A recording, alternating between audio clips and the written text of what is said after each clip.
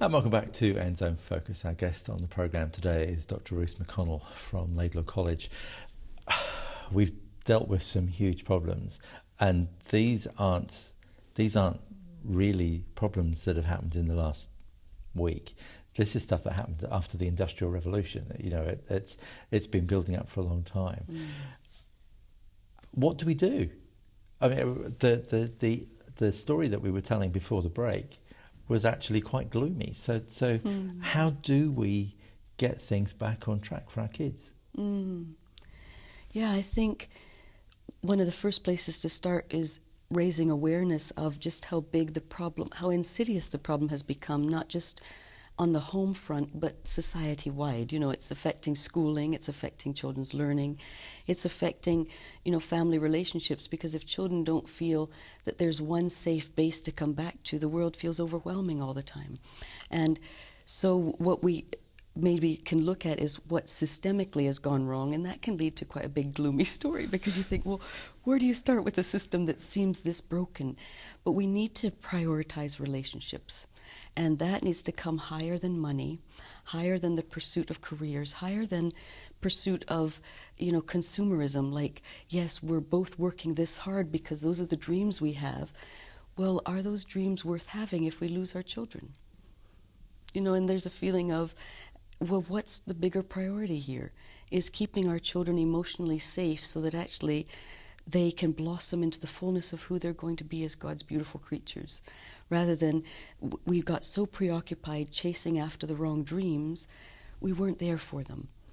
And so we also need to think through, well, how does pedagogy and schooling need to change too, so that relationship's more important than curriculum? Because curriculum will only be receptive to a child who's deeply at rest in a school system to be a good learner. Otherwise, teachers are mostly dealing with behavioral disruption problems. And then they find that I didn't get to curriculum today because Jimmy was constantly spinning and pulling that whole classroom dynamics out of control, and I really wanted to teach them something. Yeah. Well, to even get student teachers to understand that before you have their heads, you have to have their hearts. And if you have their hearts, then you can feed anything into their heads because they're deeply attached to you. And children will want to emulate and follow after those they're attached to. So even us as Christian parents so want our children to follow our values and follow the God we love. How do you guarantee that they will follow that? Well, if they're deeply attached to you, and then you're deeply attached to God, and if they're falling in love with you, they'll want to fall in love with the God you love. But even church needs to be rethought. Now we're opening up huge issues, aren't we? Okay, so having restructured society, all right, let's open that box. You know, I can't help but notice that the number of young people in my church has dropped to a very small number, and we've spoken about this on the program in the past. We're not getting it right, and so is that part of the same issue? We're not actually giving our young people what they need, and what they probably don't even realise what they want. Well, that's a good question, because I'm wondering how much churches are actually program orientated rather than deep relational villages of community, villages of attachment. So some studies have been done that look at teenagers and children carrying on with the faith of their parents, and the churches that sustain that the best are the ones that do all age worship. We have actually bought in as a church society to peer orientation. Keep children peer attached throughout the whole church life. Put them all in nursery together. Put them all into youth group together. Put them all into young adults together, and stratify as society has become stratified. And we are products post-war of peer orientation ourselves. So we don't sometimes know even how to rework society because we've all become peer orientated. So we look to what our peers are doing as the answer rather than to what our elders and the ancients did, which was, you know, you look at the Old Testament and it says, you know, speak about the things of the Lord at your dinner table. Post them on your walls. Make them part of your Village of Attachments language all the time. Because if you just put it down to, right, nursery rhymes and Sunday stories with little morals at the end of them is what they can manage. And they're not going to actually come into the main worship service where we're all talking about life in all its fullness, but also its brokenness. And more realistic faith stories than just triumphalism, because we've got a whole generation of teens who say it's not working in our post-structural, post-modern world. We're a lot more realistic about what we face. It's a big issue. We've actually gone wrong, haven't we? Our society as a whole has gone down a route which actually looks like it's going to be a dead end. Well, I think it's going to start imploding eventually if it keeps going there, because we'll keep looking for answers in the wrong places. We'll constantly go, okay, well, what are other people doing now?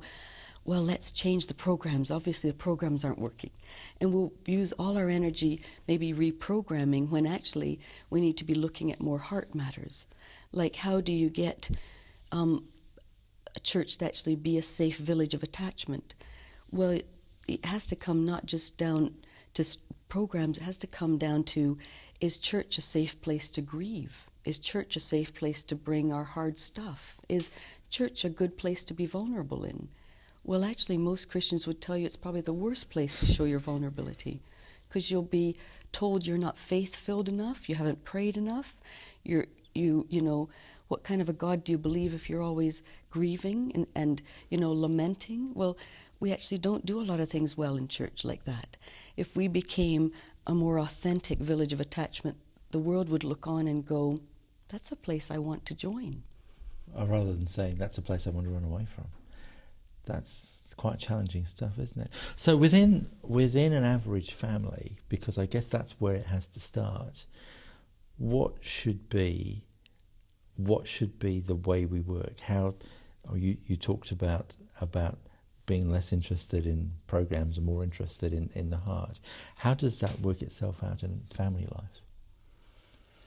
Well, I think even looking at the choices we make about overactivity, do we have enough space for a Sabbath rest? What does it mean for us to stop the busyness of life to actually have enough time to enjoy beauty together, enjoy spaces that relationships can thrive in rather than overstimulation?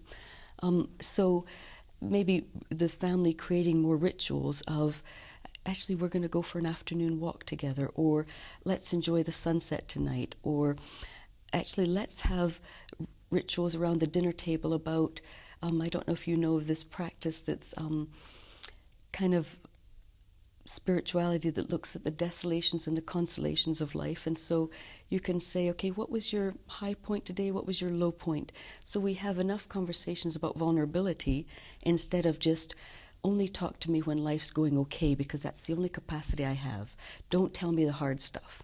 Because we as parents, need to give our children a deep message that we're big enough for them. We're big enough to even cope with their questions that are outside of our answers by saying, I don't know the answer to that, but I still love you, and the world is still an okay place. And ultimately, God's going to take care of us, even if our answer would be, I wanted him to rescue me like this, and it didn't happen. Am I still going to be okay?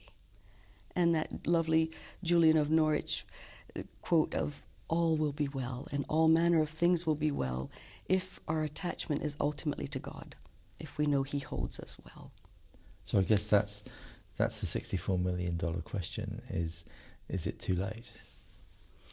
Well, I don't know if it's ever too late, because there's that yearning for a whole new set of answers. The next generations are really trying to get maybe us moderns to be thinking about, like, let's look at more realistic films about hard stuff in life rather than glossy Hollywood answers, or let's delve into areas of vulnerability in music, and let's actually open up, much more authentic conversations around the hard stuff. And I don't know if you're familiar with Brené Brown and the TED Talk on vulnerability, and I think there's a huge hunger to hear more of that level of conversations that open up. We don't need to be ashamed of tears anymore. Tears are actually part of our growth. Let's have capacity to cope with the things like what look like failures, but are actually, it's okay to talk about broken dreams, to say you wish things were different. But the more capacity we have for those vulnerable tears, the more capacity we also have for joy, for hope, for seeing things that were outside of the box that we didn't know were answers, and growing into new places. Wow. We've covered a lot of ground today. I think there's an awful lot for us to think about, but for now, Ruth, thank you very much indeed for joining us. Thank you. Dr. Ruth McConnell talking there with Alan Lee, and we're hoping to have more conversations around the issues they discussed during that interview in future weeks. And that interview will be posted up onto our YouTube site, which is www.youtube.com/EndZoneTonight. And that's all we have time for this week. Thank you for joining us. We look forward to being with you again next week. Ka kite anō. God bless you.